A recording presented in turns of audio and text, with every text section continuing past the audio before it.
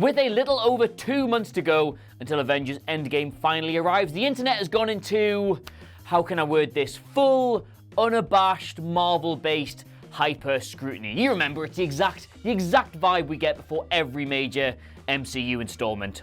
This train's never late. We here at What Culture are, of course, no exception, and in the hours since the latest sneak peek at Endgame flashed up during halftime in the big game, you can't say Super Bowl, else a man from the NFL appears behind you and whacks you to death with a cease and desist letter, we have pored over it to see what little nuggets of info can be gleaned.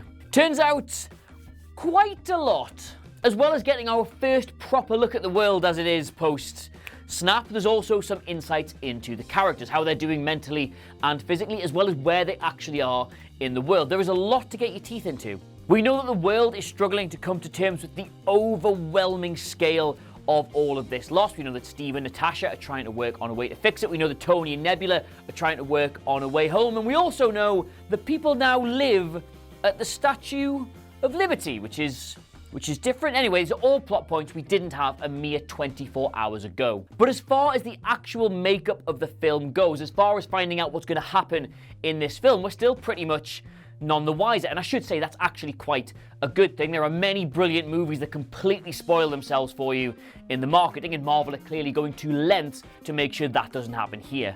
One thing we've been told about, but crucially not actually seen yet, is this idea of a time jump, how part of the film will take place immediately in the aftermath of Infinity War, but then we'll skip ahead, could be any number of years, when some kind of potential solution to it all has been found. But yes, as I say, we haven't actually seen anything relating to this time jump yet. Except we have. The closing shot of the TV spot sees our ragtag group of remaining Avengers heading off on mission with that lovely sunset motif, implying that there is something that needs to be done, and they're going to go and do it. Now, Marvel absolutely love this heroic call to action shot. There's something similar in pretty much every single Avengers trailer they've ever released, and the implication, certainly from nerds like us on the internet, is this is part of the final act as they head off to get done whatever it is they need to get done, but it's not. That shot is before the time jump, and we can prove it. The evidence for this, and it is admittedly quite obvious once you know how to look for it, is in Black Widow's hair. Or more precisely, it is Black Widow's hair. We've seen her in both the TV spot and the trailer sporting that short blonde bob she had from Infinity War. We see it when she's talking to Steve Rogers, we see it when Ant-Man turns up, we see it when she walks outside and they're looking at a big thing, and we see it in that heroic walking down the corridor shot. But there is one more shot of Romanov. It's not quite blink and you'll miss it, but at the 17-second mark, we see her on a shooting range at Avengers HQ. She pulls out a pistol, unloads a clip into a third paper target, and we cut almost immediately back to Ant-Man and War Machine. But look carefully, and Romanov is sporting a noticeably, and in the context of a time jump, crucially different look. Her hair is long enough to complexly braid it down her back. Now, it's hard to put an exact estimate on when this is, because ultimately it is only a hairstyle, and hairstyles in movies tend not to follow the same rules as hairstyles in the real world, but we do know it is at least in the future, certainly further in the future than any clips we've already seen. Ergo, whatever mission is being undertaken in the closing shot of the TV spot is not the mission that the movie ultimately hinges on. In fact, it's incredibly likely that whatever it is they're doing there ultimately fails, which does play into the idea that they're going to be defeated yet again before some all-or-nothing heroic last stand. It's now a fairly safe assumption that everything we've seen of Endgame thus far, both the trailer and the TV spot, is going to take place at the start of the movie. It's all going to make up that opening act of the film. Tony Stark in space, everybody looking sad and mournful, Ant-Man arriving at the gates. It's all going to be part of the preamble to whatever it is we're actually getting in that movie. Well, I say that, of course, there is now one scene from the trailer which has some considerable added context.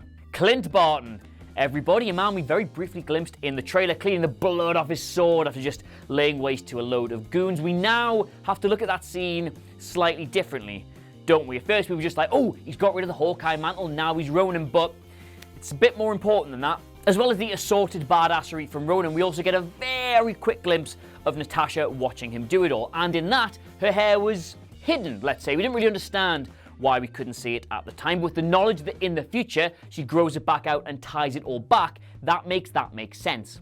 The reason he's missing from all the footage at the Avengers complex is because that is at the start of the film. And he isn't introduced until the second act when, for whatever reason, Natasha, who has grown her hair out and tied it back, feel the need to track him down and bring him into the plan. Now, you can extrapolate wildly over why that would be, but there are some obvious theories.